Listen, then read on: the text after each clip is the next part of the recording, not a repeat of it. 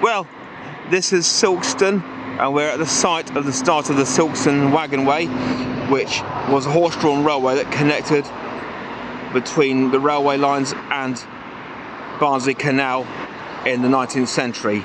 And we're now going to go and have a look and see what remains of this long-lost Victorian waggonway.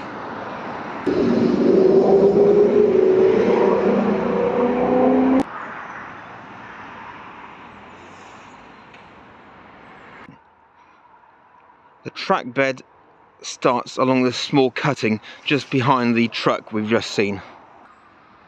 You can see how here the sleeper stones still remain, as they do for much of the course of the track bed,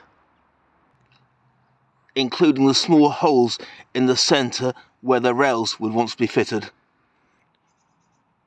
These small stones here do look like ballast, but are not from the original tramway route. As you can probably guess from the clearing here between the walls and the trees, this is only a narrow gauge line. From this point on, the sleeper stones become much more constant. The fitting designs also become more complex. It's at this stage you also get to see both halves of each set of stones, unlike a similar railway over in the Peak District.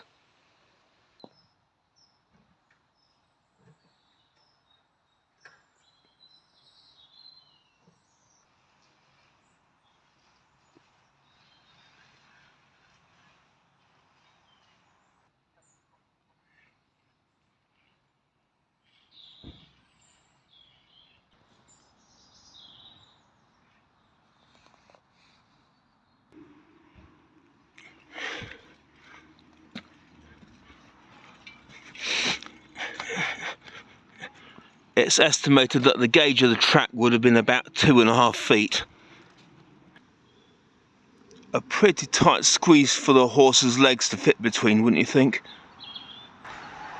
On our right at this point is the Pothouse Hamlet Visitor Centre, which is a popular animal sanctuary and cafe and garden centre.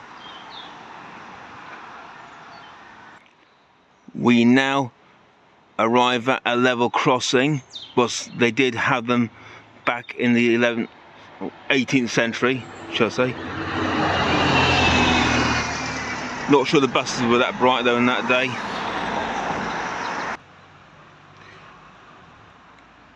Once more we're back onto the railway, and where the track bed looked to have got a bit wider, although that might be probably for the purpose of accessibility of current vehicles. There aren't any further sleeper stones for a short while now, but it shan't be long before we come across some more, and something else interesting as well. Unsure what this old brick building on the right here is. There's no mention of it having any association with the waggonway, but I can soon find out.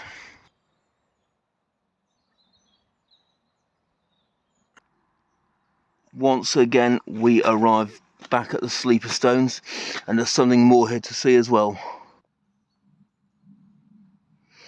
A nice little preserved siding, or possibly replica of the original, if there ever had been one here.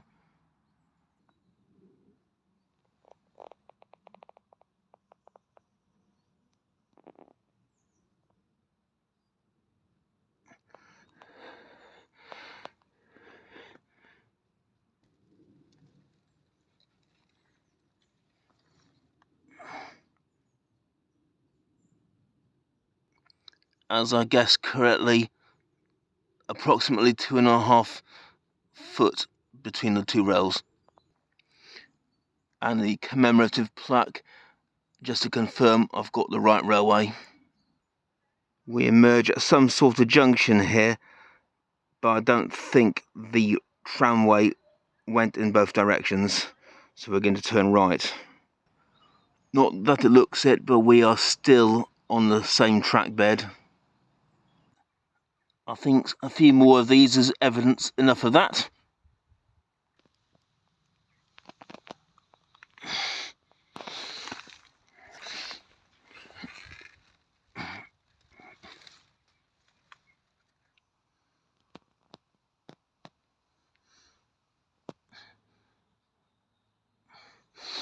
This is probably the last major set of sleeper stones that we will see on this route.